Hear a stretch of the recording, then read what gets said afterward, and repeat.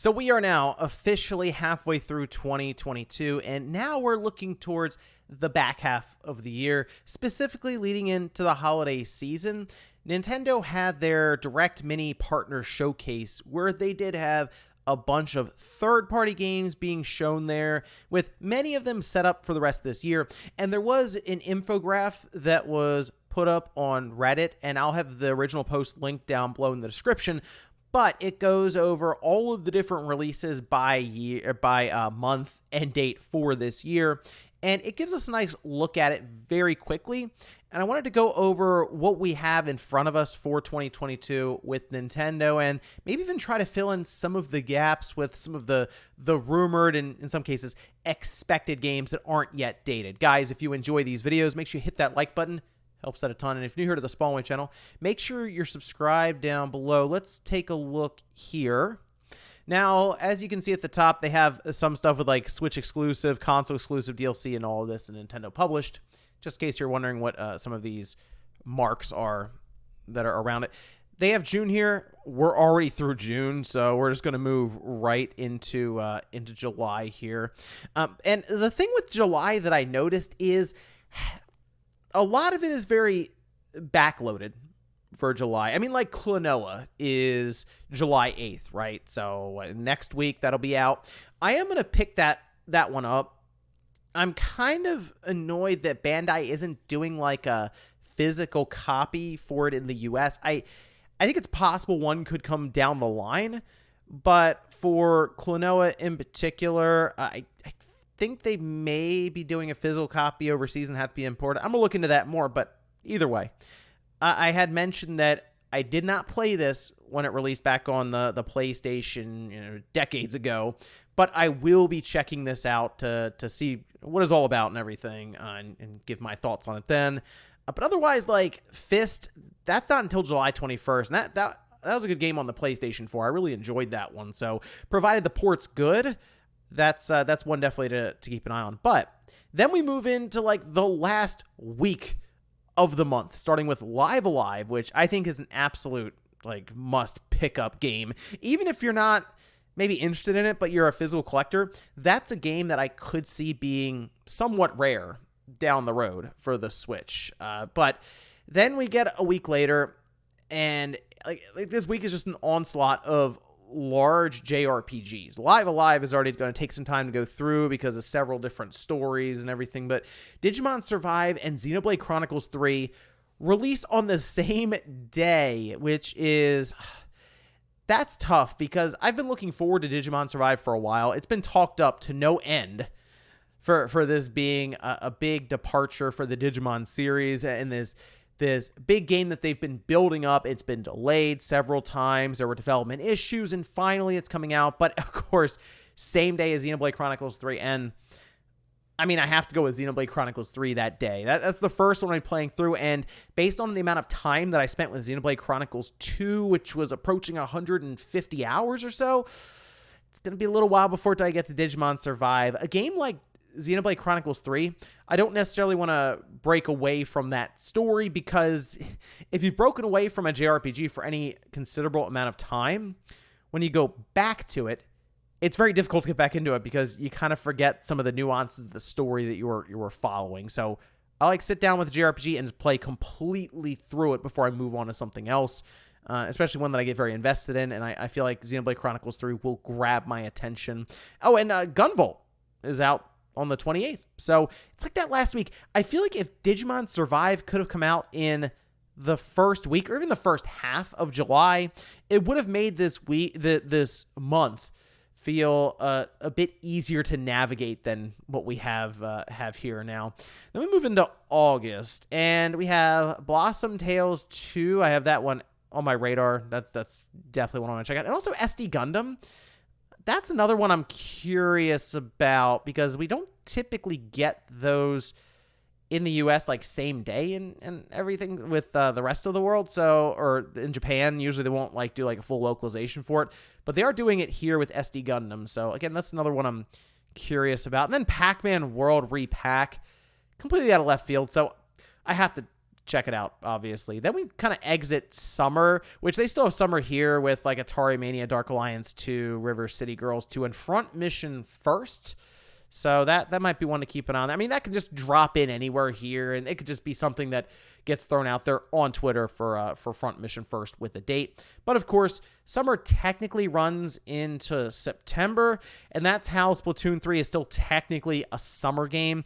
That is going to be like, I mean, Nintendo's biggest release for the back half of this year. I know people look at Pokemon. That's not completely Nintendo, whereas Splatoon 3 is like 100% Nintendo. And Splatoon is a big franchise for Nintendo now, with Splatoon 2 really exploding in popularity.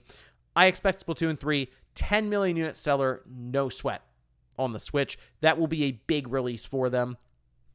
But you still look into September.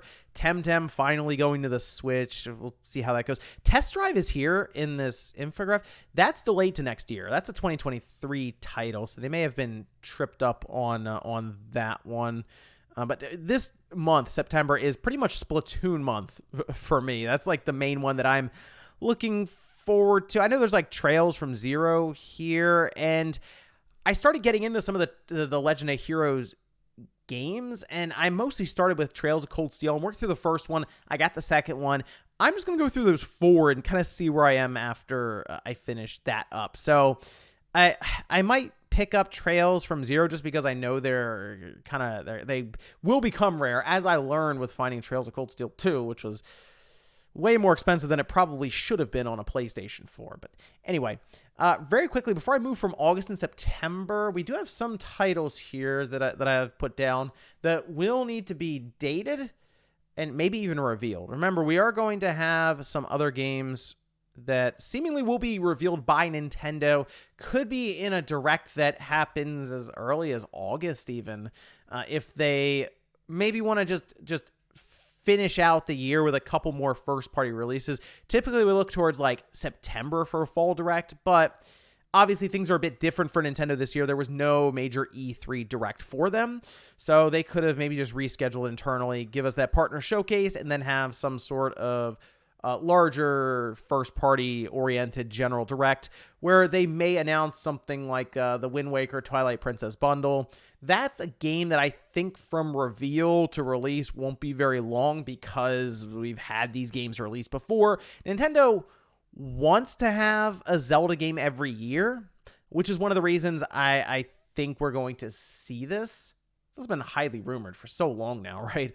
So that's one I could actually see them drop it into a September if they would like to position it maybe towards the last week of September. August, by the way, still could kind of use something from Nintendo, and they still have Advance Wars just sort of sitting there. It's done. It should have been out a while ago. They are eventually going to have to release that. I kind of figured they might just drop it in December, but I think it is coming out this year, and who knows, maybe they're just like, you know what, it's coming out in August. It has to eventually come out. Here it is in like the second half of that month. But then we move into October, where I have another game placed with a date here too. But October, we have Nier, which I'm curious how Nier is going to do. It has a physical copy. It's $40. It's a great game. I'm more concerned about the performance aspect of it because it's 30 FPS, and we'll see how steady that 30 is. That's a game you would like the frame rate to be as non-intrusive, I'll say, as possible. So that's one I'm going to be keeping an eye on when I'm sure Digital Foundry and all this stuff comes out for it. But even so, a physical copy of Nier Automata might be another good one for the collection. Overwatch 2, I know Overwatch is popular, but I'm just not a big Overwatch person, so I'm not really looking for Overwatch 2 myself. Persona 5 Royal, obviously, that's a big one. That's another one that definitely is a physical pickup.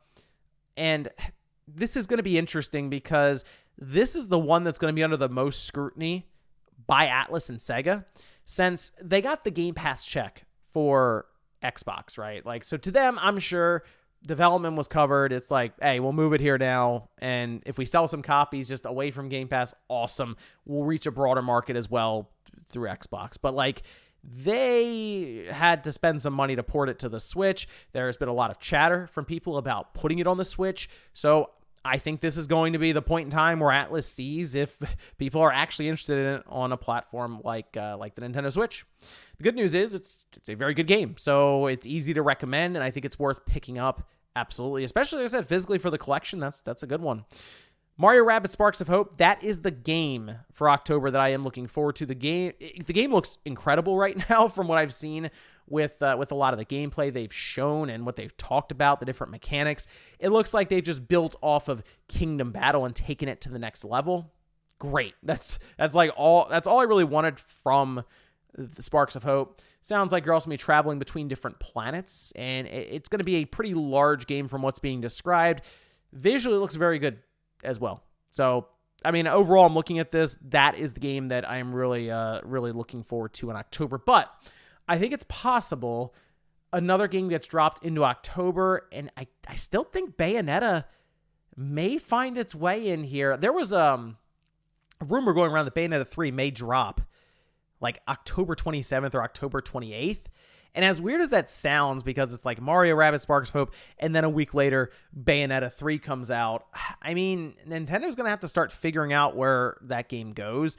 And I kind of think they want at least some marketing for Bayonetta 3. Like, they don't want to reveal its date and then it come out a month later. So let's say they have something in August, just like not like a huge direct, but maybe it's like a slightly smaller one, but first-party games with a Bayonetta 3 release date, or maybe they drop it on Twitter. I think the end of October, like weeks before we see something from Pokemon Scarlet and Violet, and maybe another game that we're going to talk about here, that seems like a good spot, to me anyway, for Bayonetta 3. Now, I'm going to move into November here. There's still some games in the fall, but like I'm looking at Blazing Strike, Railgrade, nothing that really jumps off the page to me here. But like November, it's Pokemon month, Scarlet, Violet, 15 million unit sellers, no sweat for Pokemon, or for Nintendo with Pokemon and Pokemon Company, Game Freak, and all of that. That's going to be a big time release for them. If they do want to have, I'm going to say this once, they do want to have some sort of new hardware, that's the game they launch it next to. And that's when they release the Switch Lite OLED and just annoy everyone. It makes sense with Pocket Monsters, doesn't it? Have the new Switch Lite revision introducing that OLED screen. The issue that Nintendo would run into, because I know the new hardware stuff continues to come up, right? The issue with that is you would want to launch it next to some sort of game that I don't necessarily think shows off the system, because there are already games on the Switch that could use that help in terms of frame rate and resolution. But you want to have something you can market it next to that would help push it. I don't know if Mario Rabbids Sparks of Hope is that game. I don't know if Splatoon 3 is that game. And I don't think Pokemon Scarlet and Violet is that game to say, hey, look, it's 4K now. A game that they could position, and I kind of think it will drop in November, because that is the rumor that's been going around for a little while now, at least was being targeted, is that Metroid Prime remaster. It's like Borderline remaster remake. I'm thinking of Xenoblade Chronicles Definitive Edition, something like that, right? Where it has different assets. They cleaned it up heavily, and it just looks much better on your large flat screen or on that OLED screen. If they introduce it next to that, I mean, Retro Studios has done some impressive stuff with lesser hardware in the past for like the GameCube and the Wii with the Metroid series. I'm sure they could take full advantage of a newer 4K Switch if that's the direction Nintendo wants to go in. Also very possible it just doesn't happen this year, and we look towards 2023 to maybe even move on from this Switch. We'll see. I mean, otherwise, Breath of the Wild 2, drop it next to that and just reenact the entire Nintendo Switch release from 2017, just 6 years later. So Pokemon Scarlet and Violet, absolutely on that. Violet, I think I'm picking that one up. It makes sense, obviously, for the channel and everything with the color scheme, but I'm looking forward to a new generation with open world concept. I played through Arceus. I was fine with it. I played through Brilliant Diamond even, so I'm kind of back on the Pokemon train a little bit, I guess. I don't know. Sometimes one of these trainers throws out a Pokemon, and I have no idea what I'm looking at. It might be a Pokemon. It might be furniture. Who knows? But then we have Harvestella. I want to be interested in this game, but I'm just not. It's a life simulator, Square Enix, Rune Factory game, and I feel like I've been burned out of those games for a while. But hey, if it surprises or reviews well, Maybe I'll give it a look. But I feel like at that time, I'll already be kind of busy with a lot of stuff. I will admit, Dragon Quest Treasures did interest me more than I thought it would when they were showing it off, but we'll see. Now, looking at winter, they still have Crisis Core in there, Final Fantasy VII Reunion. I'm thinking that's 2023. I think they're saying winter on purpose because it probably won't make 2022. I'm looking at that as like a February, maybe even March release. But the one that should be coming out this year, and Sega's going to have to place it somewhere, that's Sonic Frontiers. I wouldn't be shocked if that's in December. Like, if that's the first week of December, they just drop it in there. Here's Sonic Frontiers. Wouldn't shock me. The thing that I'm a little surprised about is we're in July and they don't have a release date for it, despite them seemingly being very sure that it's coming out this year, even despite all of like the backlash on the game. Okay. So these are all titles that are still supposedly coming in 2022. We've talked about Advance Wars. We've talked about Bayonetta 3. I'm looking up and down the list here, and the one that I guess really jumps out to me that I'm still very curious how it's going to work, Hogwarts Legacy. We've seen what the game looks like on, we assume, PC or PlayStation. You know, they show these things off the best possible light, and a lot of times they'll just use a development kit with a PC or something like that, right?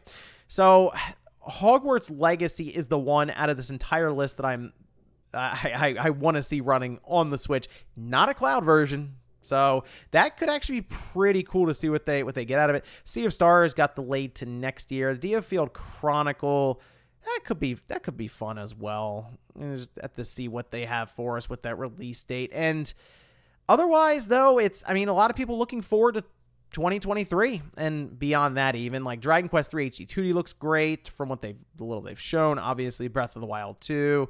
Dragon Quest 12 will be awesome in 2025 or something. But looking at this year, you know what? I think Nintendo's still going to have a few things to announce. As I mentioned, Advance Wars, Zelda Wind Waker, Twilight Princess most likely, and Metroid Prime Remaster with 2 and 3 apparently following up, I'm going to say in 2023, and then Bayonetta 3 to cap it off. And who knows, they could have a Nintendo Switch Online update where they drop Game Boy in. That's another thing just to kind of throw into the subscription service. I think it's going to feel like a quiet year, 2022, just for video games overall.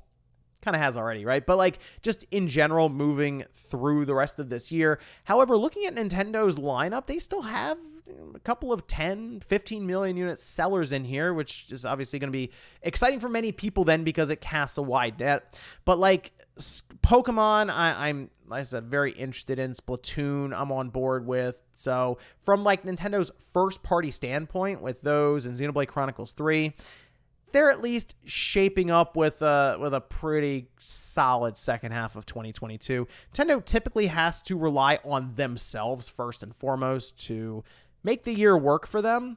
And it does feel like they're at least working through a year where maybe they thought they would have the sequel to Legend of Zelda Breath of the Wild to anchor the rest of the year. And clearly they won't. But let me know what you guys think about Nintendo's 2022. Take a look through the infographic that I've linked down below and let me know which game you're most excited for the Switch. Thanks, guys, for watching, and I'll see you next time.